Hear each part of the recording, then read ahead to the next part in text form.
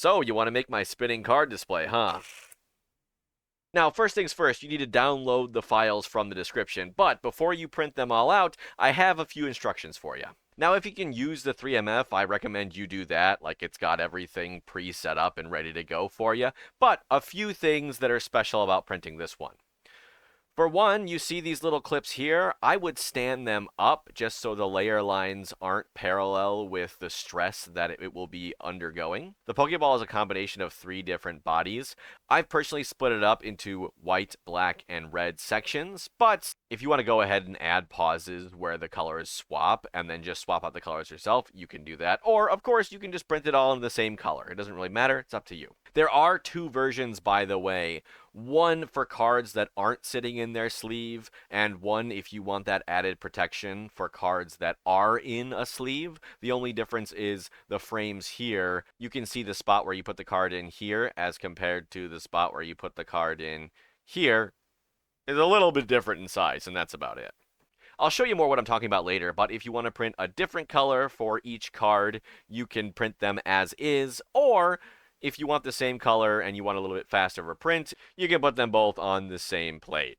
Also, if you have an AMS, I have made a little plate here that can print the frame by object. So instead of changing colors every layer to print both of them, it prints the purple one in its entirety first, and then the red one in its entirety. That's all the special instructions for printing, and once you've printed them out, then we can put it together. Okay, so once you've printed everything out, you should have a base, the back and front card frame, the left and right clips, and a Pokeball. Now, you'll also need the appropriate card holders based on if you want to display them inside a sleeve or not. If you have a sleeve that you want to display them in, obviously you're going to need that sleeve, and you're going to need the sleeved card holders. If you don't have a sleeve, then obviously you don't need the sleeve, and you're going to want the sleeveless card holders. Now, the best way to differentiate between the two is that the sleeveless one has a sharp corner on the inner ridge here, and the sleeved one has a rounded corner. So first things first, I'm going to show you how to make the sleeved one. So, you're going to take your sleeve, and you're going to put the cards inside so that they are not facing each other. So you see one card, and then you flip it over, and there's the other card. So then you're going to pick up the card holder with the ridge on it, and you're going to hold it such that the square peg is up top. Not this half hexagon one, this half square. So that's going to be up top. And then you're going to place your card holder in there. And then you'll take the other side and just sandwich it in there. Like that. And then to seal it in there, we're going to take our Pokeball and stick it on the top like that. Now they're generally not going anywhere. Then we're going to take the frame, lay it down like this, and then put the card holder in the frame like that. And then we'll take the other half and we'll sandwich it on. And then we'll take these 2 halves and we'll put it in this slot in the base, like that. Then we'll push down on the top here to make sure it's even, and we'll take the clips round side up and then clip it down just like that. And voila!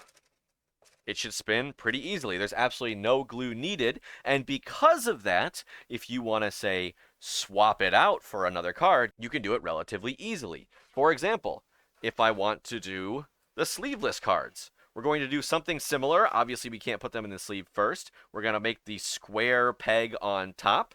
We'll put the first one face down and the second one face up.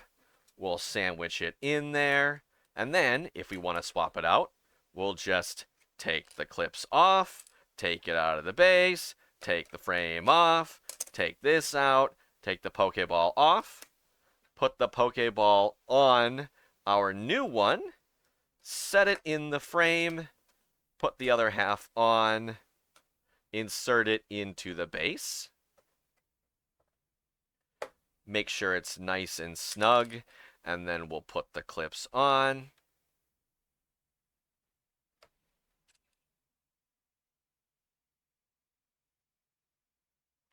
And that's it. You can print multiple of them to display multiple at the same time, of course, or you can swap out your favorite picks from week to week. And that's it. If you print one yourself, I would love to see you post a make, and by all means, please include pictures of your favorite Pokemon cards being displayed in there. Subscribe if you want more. Bye.